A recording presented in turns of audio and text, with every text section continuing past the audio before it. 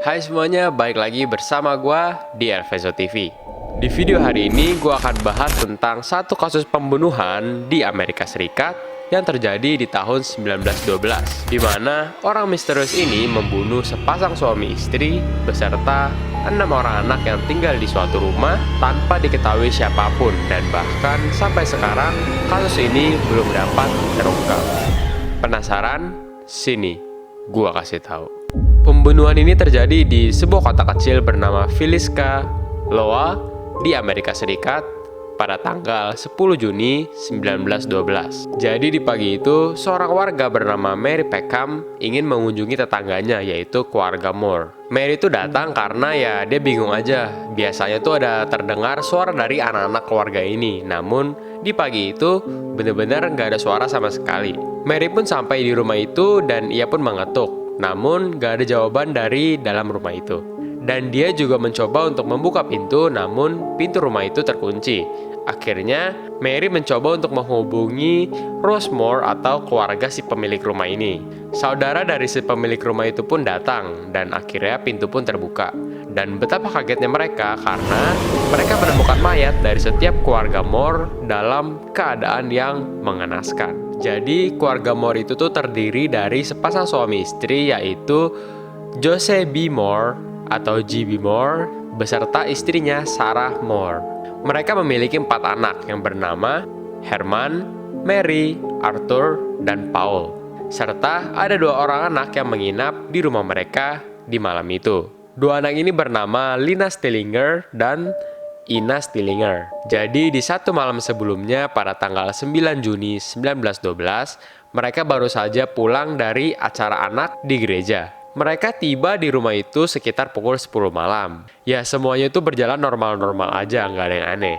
Tapi siapa sangka kalau malam itu akan menjadi malam terakhir bagi keluarga Moore dan menjadi sejarah pembunuhan paling mengerikan di Iowa, Amerika Serikat. Keluarga Moore dan kedua anak yang menginap itu dibunuh oleh seseorang yang bahkan sampai sekarang belum diketahui siapa yang melakukan itu. Diduga mereka dibunuh dengan menggunakan kapak karena ditemukannya kapak yang panjang dan berwarna hitam di dekat mayat dari Lena dan Ina.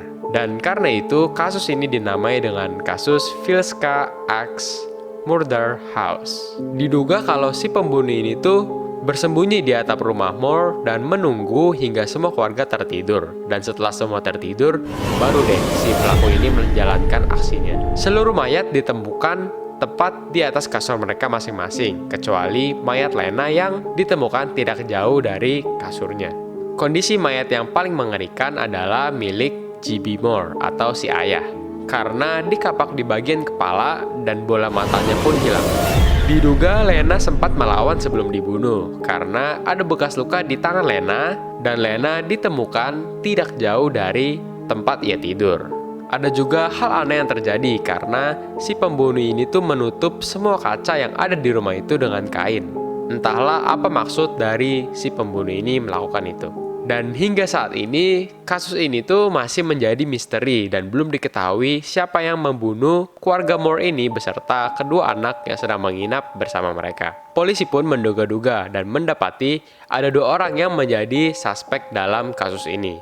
Yang pertama ada Frank Jones. Frank Jones ini adalah seorang pengusaha kaya. Diketahui J.B. Moore pernah bekerja di perusahaan milik Frank Jones. Dan akhirnya J.B. Moore ini tuh mengundurkan diri untuk membuka usaha barunya sendiri. J.B. Moore dan Frank Jones ini tuh kerap bersaing dalam usaha mereka. Dan ada rumor lain yang mengatakan bahwa J.B. Moore berselingkuh dengan anaknya Frank Jones. Diduga kalau si Frank Jones ini tuh membayar seorang pembunuh bayaran yang bernama William Mansfield. Nah, si William ini tuh juga pernah melaksanakan pembunuhan seorang wanita dan anaknya dengan menggunakan kapak di daerah Blue Island pada Juli tahun 1914. Jadi polisi itu curiga karena pembunuhannya itu memiliki cara yang sama, yaitu menggunakan kapak. Yang kedua ada Lynn Jacqueline George Kelly. Lynn ini merupakan pendeta yang menghadiri acara anak di gereja di mana keluarga Moore ada. Dan Lynn juga diketahui menyaksikan pertunjukan dari Lena dan Ina di acara anak pada hari itu. Lynn ini menjadi tersangka karena ia pulang ke kotanya menggunakan kereta di tanggal 10 pada pagi hari. Dan menurut kesaksian pasangan tua yang melihat Lynn itu pernah membicarakan tentang suatu pembunuhan, yang mana pada saat itu kasus ini tuh belum terjadi. Di tahun ini kasus ini tuh sudah berusia kurang lebih 108 tahun, dan kasus ini masih belum dapat dipecahkan. Ada seorang filmmaker bernama Stuart Wahlim yang merilis film dokumenter yang berjudul The X-Men Enigma, The Real Life Inspiration Behind Slay Youth Rally. Menurut kalian siapa pelakunya? Apa ada tersangka lain? Apa mungkin tetangganya sendiri yang melakukan itu? Komen di bawah. Sekarang rumah J.B. Moore ini dimiliki oleh seorang pemilik museum lokal bernama Darwin Lin. Rumah ini ia beli di tahun 1944 dan ia renovasi untuk dijadikan tempat wisata horor. Kalau kalian ke sana, boleh deh kalian coba-coba mampir. Harga tiket masuknya itu sekitar $10.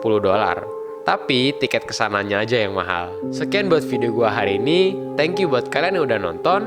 Jangan lupa buat di subscribe bagi kalian yang belum subscribe, serta like video ini kalau kalian suka, dan share video ini ke teman-teman kalian biar yang lain pada tahu.